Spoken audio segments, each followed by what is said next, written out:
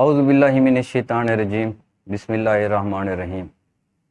زمانے کے انداز بدلے گئے، نیا ساز ہے راگ بدلے گئے، حقیقت خرافات میں کھو گئی، یہ امت روایات میں کھو گئی، مجھے عشق کی آگ اندھیر ہے، مسلمان نہیں راگ کا ڈھیر ہے۔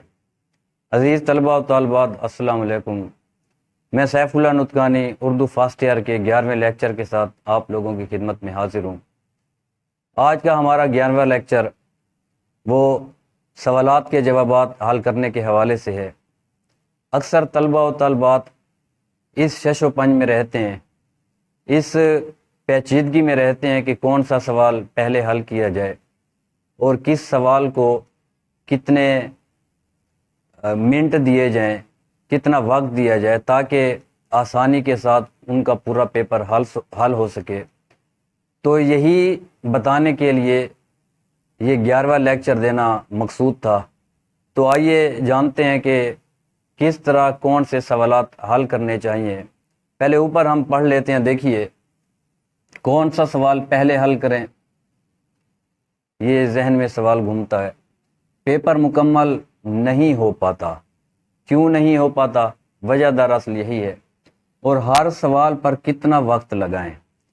تو یوں سمجھیے کہ یہ ہمارے لیکچر کا عنوان ہے، ٹائٹل ہے۔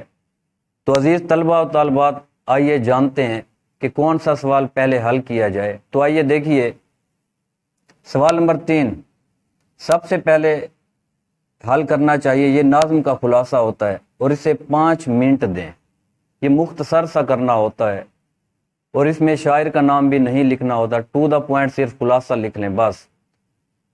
سوال نمبر 7 اس کے بعد دوسرا سوال حل کریں۔ یہ درخواست یا رسید کا سوال ہوتا ہے۔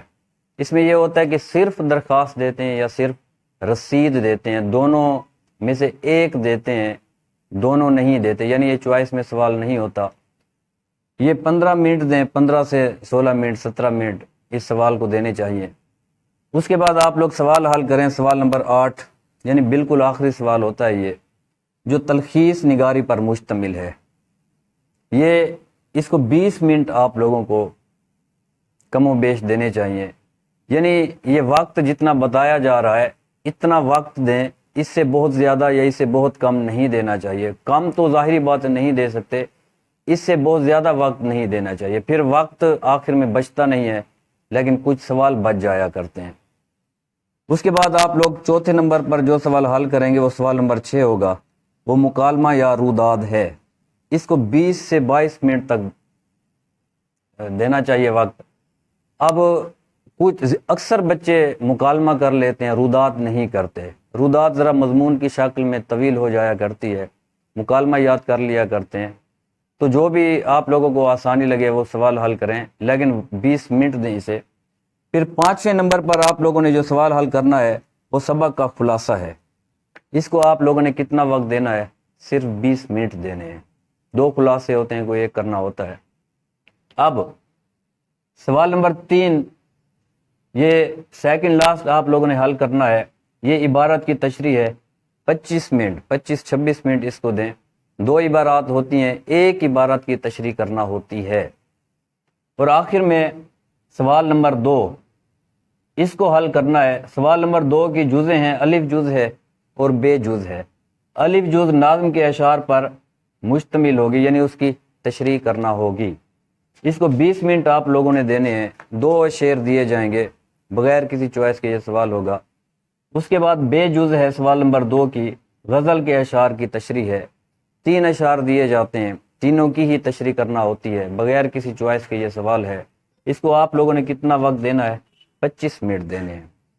تو یہ طریقہ بتانا مقصود تھا کہ کون سا سوال پہلے حل کریں تاکہ آپ لوگوں کا پیپر مکمل ہو جائے، یعنی وقت کا تعین کریں، وقت مقرر کریں، اور اس ترتیب سے جب آپ لوگ سوال حل کریں گے تو انشاءاللہ تعالی پورا مکمل پیپر آپ لوگوں کا حل ہوتا چلا جائے گا، یعنی کوئی سوال رہ نہیں جائے گا۔ امید کرتا ہوں کہ یہ لیکچر آپ لوگوں کو ضرور پسند آئے گا۔